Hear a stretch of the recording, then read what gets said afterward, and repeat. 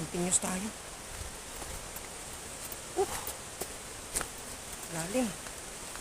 Masyadong matarik ito. Parang naalala ko yung sa